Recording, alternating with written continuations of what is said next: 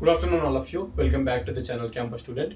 So CP GET 2026కి సంబంధించిన అప్లికేషన్లు అయితే ఈ రోజు స్టార్ట్ అవుతున్నాయి. మనకి మే 15th నుంచి స్టార్ట్ అవుతుంది. ఈవినింగ్ 5 PM అయితే సైట్ ఓపెన్ అవుతుందని చెప్పారు. సో నా సజెషన్ ఏంటంటే కంపల్సరీ మీరు ఈరోజు వెయిట్ చేసి మీరు మీ అప్లికేషన్ అనేది రేపు కానీ ఎల్లుండి కానీ చేసుకోవాలి. అప్లికేషన్ ప్రాసెస్ వీడియో ఈరోజు నైట్ వరకు ఇదే ఛానల్లో అప్లోడ్ చేస్తే ఎట్లా అప్లై చేసుకోవాలని ఆ వీడియో చూసి మీ మొబైల్లో మీరే అప్లై చేసుకోవచ్చు. సో ఈరోజు అనేది నైట్ వరకు ఆ వీడియో వస్తుంది. ఆ వీడియో చూసిన తర్వాత మీ సిపి గెట్ అప్లికేషన్ చేసుకోవాలి. ఓకేనా? మీరు ఫోన్లో వేసుకుంటారా, ల్యాప్టాప్లో వేసుకుంటారా, నెట్ సెంటర్లో వేసుకుంటారా, అది మీ ఇష్టం. బట్ అప్లికేషన్ వీడియో చూడడం వల్ల మీకు ప్రాసెస్ మొత్తం తెలుస్తుంది.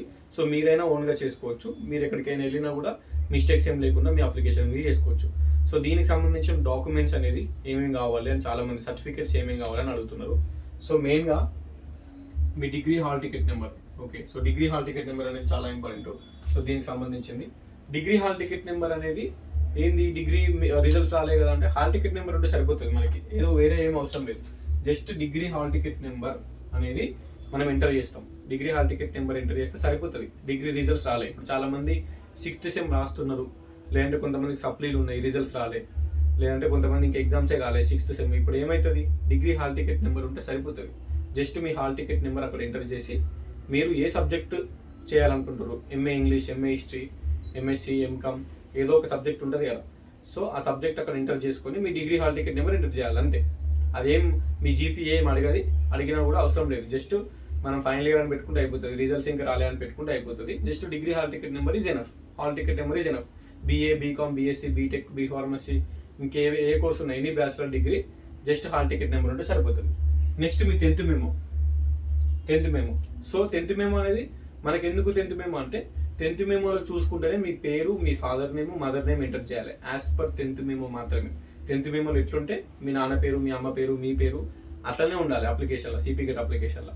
మీ డేట్ ఆఫ్ బర్త్ కూడా యాజ్ పర్ 10th మెమోనే ఉండాలి. అందుకే 10th మెమో కంపల్సరీ 10th మెమోలో చూసుకుంటేనే డీటెయిల్స్ ఎంటర్ చేయాలి.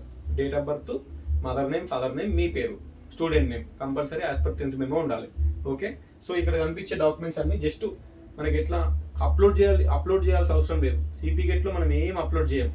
Just passport size photo, signature తప్పించి వేరే ఏం అప్లోడ్ చేయము. ఓకేనా?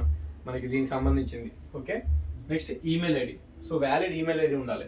మీ మొబైల్లో ఉండే ఈమెయిల్ ఐడి ఏదైతే ఉంటుందో అదే యూరి. సో ఫర్దర్గా అది జస్ట్ ఏమన్నా హెల్ప్ అవుతుంది. సిపి గెట్కి సంబంధించి ఏమన్నా మీరు మెయిల్ ఉంటే, మన ప్రాబ్లం ఉంటే ఆ మెయిల్ ద్వారా మనం మెయిల్ పెడతాం, అందుకే email ID. Next phone number. So phone number అనేది మనకి మీ కరెక్ట్ ఫోన్ నెంబర్ ఇచ్చుకోరు, మీ స్టూడెంట్ ఫోన్ నెంబర్ ఇచ్చుకోరు, పేరెంట్స్ ఫోన్ నెంబర్ ఇచ్చి మళ్ళీ ప్రాబ్లం అవుతుంది. మీ నెంబర్ ఇస్తే మీకే బెటర్. రేపు ప్రొద్దున అలాట్మెంట్ అయినా, ఏదైనా హాస్టల్కి సంబంధించి అయినా ఏది ఉన్నా కూడా మీకే మెసేజ్ వస్తుంది. అండ్ మీ మొబైల్ నెంబర్ ఉంటేనే better. Next passport size photo. So latest passport size photo తీసుకొని, ఎప్పటికో పాతవి కాకుండా ఇప్పుడు ఫోటో స్టూడియోకి వెళ్ళి పాస్పోర్ట్ సైజ్ ఫోటో లేటెస్ట్ తీసుకొని అది మీ మొబైల్లోకి పంపించుకోమని, అంతే. నెక్స్ట్ చూసుకుంటే సో క్యాస్ట్ ఇన్కమ్ అనేది అవసరం కూడా లేదు. క్యాస్ట్ ఇన్కమ్ అవసరం లేదు, ఆప్షనల్. ఇప్పుడు 2026లో తీసుకున్న క్యాస్ట్ ఇన్కమ్ ఉంటే పెట్టుర్రి. క్యాస్ట్ ఎప్పటిదైనా పర్లేదు, బట్ ఇన్కమ్ లేటెస్ట్ ఉంటే పెట్టుర్రి. లేదు నా దగ్గర క్యాస్ట్ ఇన్కమ్ అంటే సిపి గెట్ అప్లికేషన్లో క్యాస్ట్ ఇన్కమ్ అవసరమే లేదు. ఓకేనా? ఇది ఆప్షనల్. జస్ట్ క్యాస్ట్ సెలెక్ట్ చేసుకోవాలి. ఎస్సీనా, ఎస్టీనా, బీసీఏనా, బీసీబీనా, బీసీడీనా, లేదంటే ఓసీనా, ఈడబ్ల్యూఎస్ అని సెలెక్ట్ చేసుకోవాలి. అక్కడ క్యాస్ట్ సర్టిఫికేట్ నెంబర్ ఎంటర్ చేయమంటుంది. చేయకుండా ఏం కదా, అది ఆప్షనల్, మనం తర్వాత చూసుకోవచ్చు కౌన్సిలింగ్ వరకు. ఇన్కమ్ సర్టిఫికేట్ కూడా మనం సెలెక్ట్ చేసుకోవాలి, అంతే. ఇన్కమ్ ఎంత అంటే 1,00,000 నుంచి 2 లక్షల మధ్యలో ఉంటుంది మనకి. ఓకే, 1,10,00,000, 1,20,00,000, 1,30,00,000, 1,50,000 అట్లా ఉంటుంది. So 1 lakh to 2 lakh income select చేసుకుంటే అయిపోతుంది. ఇన్కమ్ సర్టిఫికేట్ నెంబర్ కూడా ఎంటర్ చేయాల్సిన అవసరం లేదు. ఓకే, సో ఇన్కమ్ లేటెస్ట్ ఉంటేనే పెట్టుది, లేదంటే అవసరం లేదు, ఏం కాదు. ఇప్పుడు ఏం ఇన్కమ్ సర్టిఫికేట్ అవసరం లేదు, క్యాస్ట్ సర్టిఫికేట్ అవసరం లేదు. తర్వాత కౌన్సిలింగ్ టైంలో అవసరం, అప్పుడు మనం పెట్టుకోవాలి అది. Next Aadhaar card. So Aadhaar card కూడా just Aadhaar card number enter చేసుకోండి, అంతే. దాన్ని కూడా మనం ఏం చేయాలి, ఆధార్ కార్డు నెంబర్ అక్కడ ఎంటర్ చేయాలి, అందుకే ఆధార్ కార్డు కావాలి. సో ఇవన్నీ జస్ట్ బేసిక్ డీటెయిల్స్. మీ పేరు, ఫాదర్ నేమ్, మదర్ నేమ్ ఒకటి. Next degree hall ticket number, ఇది main. Okay, degree hall ticket number, పేరు, mother name, father name, date of birth, ఇవి మెయిన్. ఓకేనా? నెక్స్ట్ మీ అడ్రస్ ఎంటర్ చేసుకుంటారు. మీకు పీజీలో ఏ సబ్జెక్ట్ కావాలో ఆ సబ్జెక్ట్ ఎంటర్ చేసుకుంటారు. మీ email ID, phone number enter చేసుకుంటారు. క్యాస్ట్ ఇన్కమ్ సర్టిఫికేట్ నెంబర్లు ఉంటే ఎంటర్ చేసుకుంటారు, లేకపోతే అవసరం లేదు. జస్ట్ సెలెక్ట్ చేసుకుంటారు ఏ కేటగిరీ, ఏ క్యాస్ట్ అని చెప్పేసి, అంతే. సర్టిఫికేట్ నెంబర్లు అవసరం లేవు. నెక్స్ట్ చూసుకుంటే ఆధార్ కార్డ్ నెంబర్ ఎంటర్ చేసుకుంటారు, అంతే. సబ్మిట్ చేస్తారు. పాస్పోర్ట్ సైజ్ ఫోటో అప్లోడ్ చేసి సబ్మిట్ చేస్తారు. సిగ్నేచర్ అవసరం లేదనుకుంటా. సిగ్నేచర్ అడుగుతుందా అడగదా నాకు కూడా కొంచెం డౌట్ ఉంది. అడిగితే అప్లోడ్ చేయాలి, లేకపోతే అవసరం లేదు. Okay, passport size photo compulsory అడుగుతుంది. ఓకేనా, ఇంతే. ఈ డీటెయిల్స్ అన్నీ, బేసిక్ డీటెయిల్స్ అన్నీ ఎంటర్ చేసి అక్కడ పాస్పోర్ట్ సైజ్ ఫోటో అప్లోడ్ చేసి ఈ డీటెయిల్స్ అన్ని ఎంటర్ చేసి సబ్మిట్ చేసేది అంతే. అంత పెద్ద పని ఏం లేదు. డాక్యుమెంట్స్ అన్ని స్కాన్ చేసే అవసరం లేదు, ఏది అవసరం లేదు. సో ఇది వెరీ సింపుల్ అప్లికేషన్. ఈ అప్లికేషన్ ప్రాసెస్ వీడియో ఈరోజు ఈవినింగ్, ఈరోజు నైట్ 15th May నైట్ రోజు అప్లోడ్ చేస్తా మన ఛానల్లో. ఏదన్నా సర్వర్ ఇష్యూ ఉంటే రేపు అప్లోడ్ చేస్తా. ఓకేనా, అది అప్లోడ్ చేసిన తర్వాత మీరు చూసి అప్లికేషన్ చేసుకోవాలి, మిస్టేక్స్ ఏం లేకుండా. మీరు 1 సబ్జెక్ట్కి అప్లై చేసుకుంటేనేమో నార్మల్గా వన్ సబ్జెక్ట్కి అప్లై చేస్తే 800 ఫీజు ఉంది అనుకో.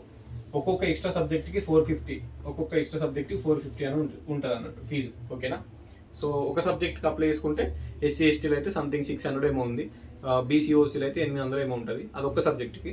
తర్వాత 2 సబ్జెక్టులు రాస్తా, 3 సబ్జెక్టులు రాస్తా అనుకుంటే ఫర్ ఎవ్రీ ఎక్స్ట్రా సబ్జెక్ట్ 450 అనేది పేమెంట్ చేయాలి. సో నా పర్సనల్ సజెషన్ ఏంటంటే 4 సబ్జెక్టులు 3 సబ్జెక్టులు రాసేదానికంటే ఒక్క సబ్జెక్ట్ అప్లై అయ్యారు. ఆ ఒక్క సబ్జెక్ట్కి ఇప్పుడున్న 50 days ఆఫ్ టైం. జూలైలో ఉంది ఎగ్జామ్, సో ఇది మేనే, ఇంకా మే ఉంది, జూన్ ఉంది. ఇప్పుడున్న ఈ 45 days 50 days టైంని ఆ ఒక్క సబ్జెక్ట్ మీద గట్టిగా చదువుది, అందులోనే మంచి ర్యాంక్ వస్తుంది. ఓకేనా, ఇది నేను చెప్పింది. లేదంటే ఒక 2 సబ్జెక్ట్ రాసుకోరు చాలు. మరి 3, 4 అప్లై చేసుకుంటే ఎందుకు 3, 4 సబ్జెక్టులు అవుతావు. ఇప్పుడు ఉన్న టైంలో మనకు ఉన్నదే 50 days 45 days టైం. సో అది 1 or 2 సబ్జెక్ట్స్ ఎనఫ్. అప్లికేషన్ చేసుకోర్రి. అది కూడా ఎట్లా అప్లై చేసుకోవాలని చెప్పేసి వీడియో పెడతా ఈరోజు నైట్. అది చూసి మిస్టేక్స్ లేకుండా అప్లికేషన్ చేసుకోర్రి.